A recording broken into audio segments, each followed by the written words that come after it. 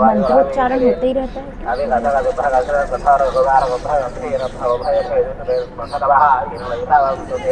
Hindi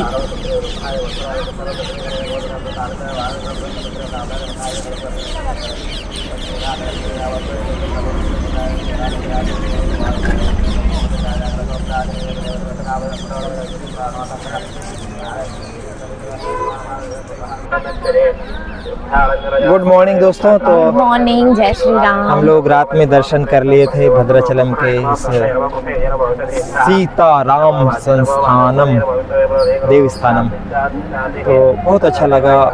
good morning दोस्तों, जय श्री राम। हम रात में यहाँ दर्शन करके, राम जी के दर्शन करके पास में होटल ले लिए थे, वहाँ रात रुके थे आज। और होटल बहुत अच्छा है, यहाँ होटल ढूंढने की जरूरत नहीं है, इतने होटल हैं कि आप कभी भी आओगे तो कभी भी होटल मिल जाएंगे। हम लोगों को बहुत अच्छा होटल मिला। पहले से बुक करने की जरूरत ही नहीं है पहले से बुक करने क्योंकि आप अगर पर्व का टाइम नहीं है तो फिर आप आके भी देख सकते हैं। और बहुत सारे होटल मंदिर के आसपास, हम मंदिर के आसपास यहीं पास में होटल में रुके।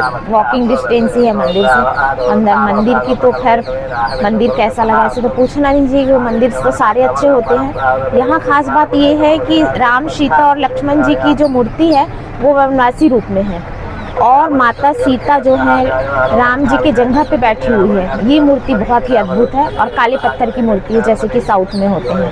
तो दर्शन करके तो बहुत अच्छा लगा। एक धमक्का माता की रोचक कहानी है, वो भी बहुत अच्छी है। तो मुझे दो चीज़ बहुत अच्छी लगी। अभी हम लोग गोदावरी घाट जाएंगे क्योंकि गोदावरी घाट नहीं गए थे हम लोग रात में। दोस्तों, तो आप लोग हमारे वीडियो में बने रहिए और उनकी रोचक कहानियाँ सुनिए। और दूसरी बात, मुझे जो एक चीज़ और लगी कि गोलकुंडा सल्तनत के जो तहसीलदार थे, एक तहसीलदार किस तरह से संत बन गए, ऐसी रोचक ये तो इतिहास है। इस मंदिर के निर्माण में इनका ये संत फिर खुद संत हो गए रामदास। तो किस तरह से प्रशासनिक कामों के लोग धर्म में कैसे अपने आप को डुबो देते हैं, ये एक उदाहरण है। और इस मंदिर के निर्माण में इन्हीं संत का बहुत महत्वपूर्ण योगदान है। सरकारी खजाने से जो पैसे उपयोग किया, और आज ये तो निमित्त कैसे बने, भगवान राम के इस इतने भव्य मंदिर बनाने में ये निमित्त बने। और हम सब आज यहाँ दर्शन कर रहे हैं, आ रहे हैं, धर्म लाभ ले रहे हैं। और इस स्थान पर, जिसे दक्षिण का अयोध्या कहा जाता है, राम जी का, सीता जी का, लक्ष्मण जी का बहुत महत्वपूर्ण स्थान है ये। आप सब भी आइएगा।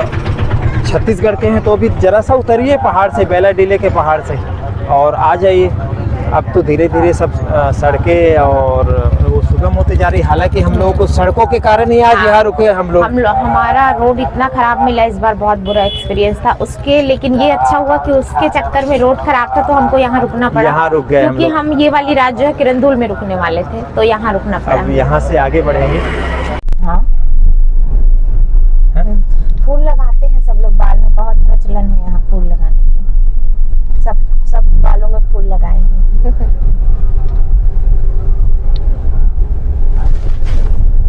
जय रामचंद्र भगवान की जय। एक बार और प्रणाम। रात में दर्शन कर लिए थे और अभी सुबह आए हैं, निकलेंगे अभी जय भगवान जी घाट की। और घाट में जा पाए थे तो गोदावरी घाट जाएंगे। गोदावरी घाट, ये मेन डोर यही होगा क्या मंदिर का? हाँ, लेकिन ये बंद रहता है। 3 है टोटल द्वार। अच्छा, होटल से तैयार हो के जा रहे हैं भावना। हाँ, सुबह ज्यादा भीड़ रहती होगी लगता है। और ये कपड़ा कौन पहनते पता है ना आपको? कौन? गर्भगृह में जो जाते गर्भगृह हैं। में जाने के लिए वीआईपी टिकट 3 प्रकार के थे। एक केवल दर्शन के लिए, दूसरा जिसमें आप गर्भगृह में जाके पूजन उजन कर सकते हो, तो ये कपड़ा पहनना पड़ेगा आपको गर्भगृह में। ये संस्थानम का धर्मशाला है भावना। कौन सा ये? हाँ, देवस्थान जो है ना उसका। यहाँ भी अच्छा है। लगा लोगे क्या? हाँ, राइट चलो और चले। हाँ हाँ। अच्छा, लोग नहा के भी आ रहे हैं गोदावरी जी से, है ना? नदी से नहा रहे हैं। हम लोग को भी नहा लेना। हाँ, इसकी दिया लेंगे ना जहाँ से, वही पार्किंग देख लो, है ना?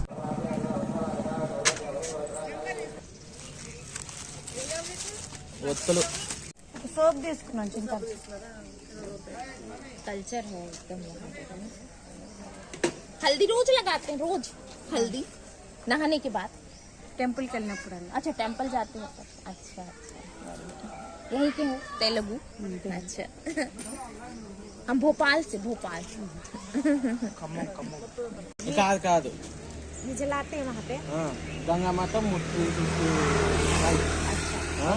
ఏ గంగా మాత ఏ సూర్య భగవాన్ ये गंगा माता जाड़ मुका ये फ्लोट करता है इसमें। ये हाँ। गंगा ये तो गोदावरी नदी है ना? गोदावरी आप लोग गंगा नदी बोलते हैं। अच्छा हम लोग गोदावरी। ठीक है ये फ्लोट करेगा। फ्लोट कितने का है लेकिन इसीलिए तो कहा गया ना भावना दक्षिण की गंगा। हाँ इसीलिए दक्षिण की गंगा कहा गया है क्योंकि यहाँ के लोग गंगा बोलते हैं उसको और है गोदावरी नदी। कहा गया है शास्त्रों में भी इसको दक्षिण की गंगा। क्या कर ले रहे हो? ये नहीं चाहिए नहीं है ना हाँ। ये कितने का है?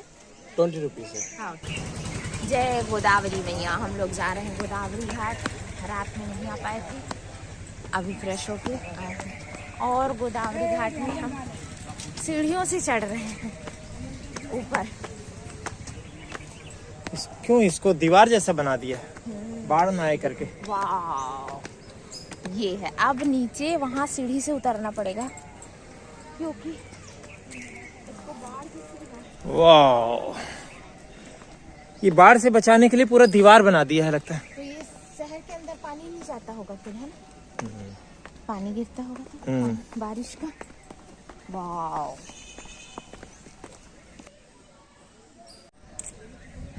गोदावरी माता का ये फोटो शायद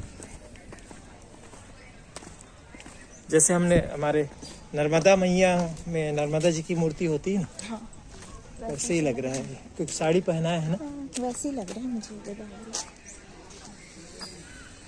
पृथ्वी यानी धरती के उत्पत्ति का इतिहास लगभग 3 अरब साल पुराना है। अगर धरती थी तो नदियाँ भी रही होंगी।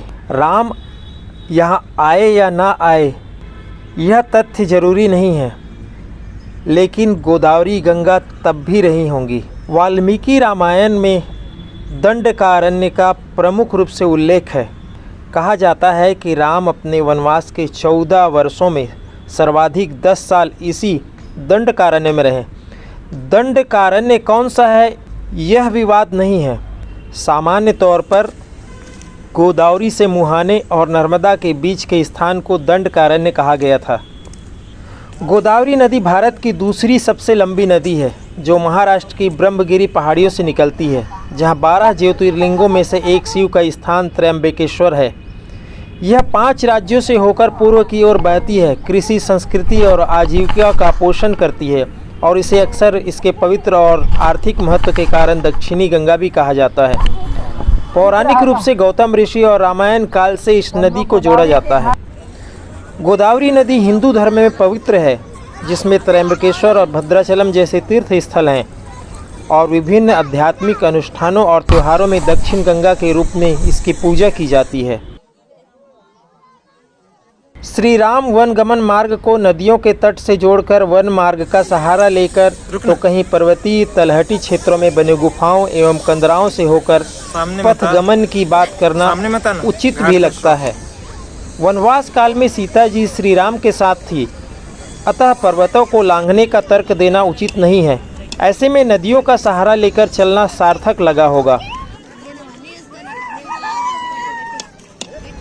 वाल्मीकि रामायण के अनुसार रामचंद्र जी वनवास काल में अयोध्या से विभिन्न पवित्र नदियों से होकर चित्रकूट पहुँचे थे, जहाँ उनका भरत से मिलाप हुआ था। तदनुसार उन मार्गों में तमसा नदी, वेदश्रुति नदी, गोमती नदी, बालकुनी नदी एवं गंगा नदी पार कर भारद्वाज आश्रम पहुंचने का उल्लेख मिलता है। चित्रकूट से रामचंद्र जी नदियों के तट से दक्षिण पथ जाने के लिए दंडकारण्य में प्रवेश किए थे। दंडकारण्य छत्तीसगढ़ के भूभाग को तो कहा ही जाता था। गंगा नदी के कछार से लेकर गोदावरी नदी के कछार के मध्य के भूभाग को भी दंडकारण्य कहा जाता था, इसलिए उन दिनों दक्षिण कोसल के नाम से अभिज्ञात था। ओ बधू, एक वो सुनी हो ना, चल चल बेटी गंगा जावो, गंगा ले गोदावरी, पक्का पक्का। छत्तीसगढ़ के लोकगीत अथवा बच्चों के खेल गीत में सीता जी की व्यथा, दंडकारण्य की भौगोलिकता एवं उसके वनस्पतियों का वर्णन इस प्रकार है। अटकन बटकन दही चटाका, लौहा लाटा बन में काटा, सावन में करेला फूले, चल चल बिटिया गंगा जाबो, गंगा से गोदावरी, पाका पाका बेल खाबो, बेल के डारा टूट गे, भरे कटोरा फूट गे और ब्याहता छूट गे।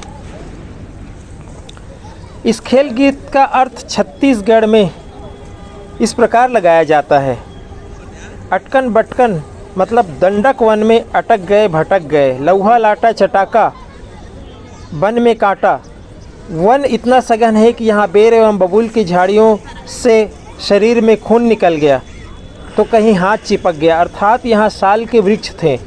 सावन का महीना प्रीतम से मिलने का होता है, ऐसे में कांस का फूलना प्रीतम से कड़वाहट का प्रतीक है। सीता जी इन परिस्थितियों में कहती है कि बेटा यहाँ से गंगा चलो और गंगा से गोदावरी। उसके आसपास दंडकारण्य क्षेत्र में बेल का वृक्ष है, अर्थात यह शिव जी का क्षेत्र है। वहाँ जाकर पके पके बेल खाएंगे, किंतु बेल की डाली बहुत मजबूत होती है, वह भी टूट गई। ब्याहता पत्ती से तात्पर्य श्री रामचंद्र जी से है, जिनका साथ सीता जी से छूट जाता है। एवं भरा कटोरा अर्थात धान का कटोरा भी फूट गया। यह कटोरा समृद्धि का प्रतीक है।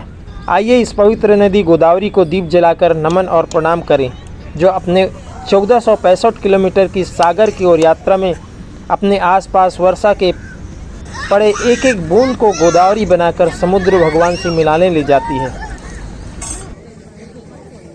जय गोदावरी माता की जय।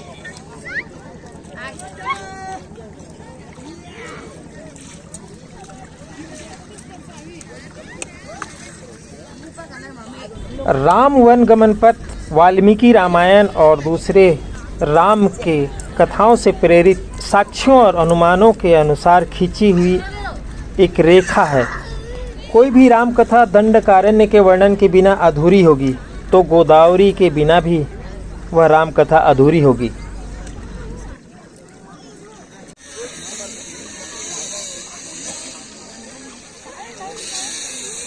बस्तर के इसी दक्षिणी सीमा के आगे, जो वर्तमान में तेलंगाना का क्षेत्र है, तीर्थ स्थली पर्णशाला है। वहाँ पूर्व में फैला हुआ रामगिरी पर्वत भगवान श्री राम के दंडकारण्य आगमन के मुख्य साक्षी प्रतीत होते हैं। अब हम वहीं जाएंगे।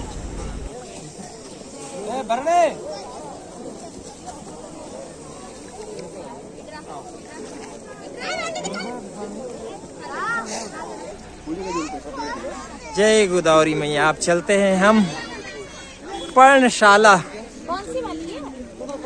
असल में भद्राचलम का महत्व इसी पर्णशाला से, यहाँ इनके वापिस कर लो। भद्राचलम का जो महत्व है वो पर्णशाला से ही है, अलग अलग स्थान नहीं है। तो अब चलते हैं पर्णशाला, जो राम वन गमन पथ का एक महत्वपूर्ण पड़ाव है।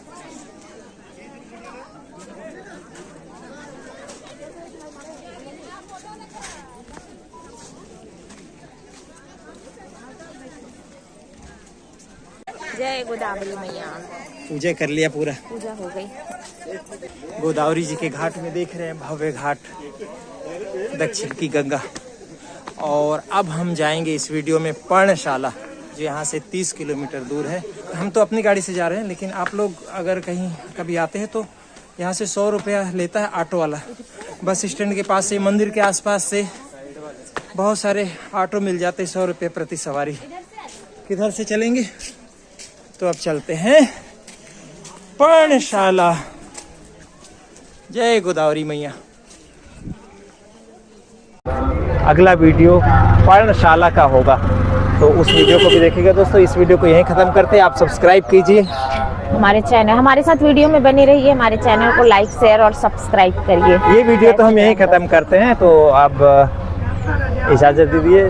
जय श्री राम, जय छत्तीसगढ़, जय दंडकारण्य, जय महाराष्ट्र, जय तेलंगाना और जय आदिवासी। क्योंकि अगला वीडियो हम अब बस्तर पर्णशाला के बाद बस्तर की ओर, उड़ीसा होते हुए हम लोग बस्तर की ओर, छत्तीसगढ़ की ओर जाएंगे।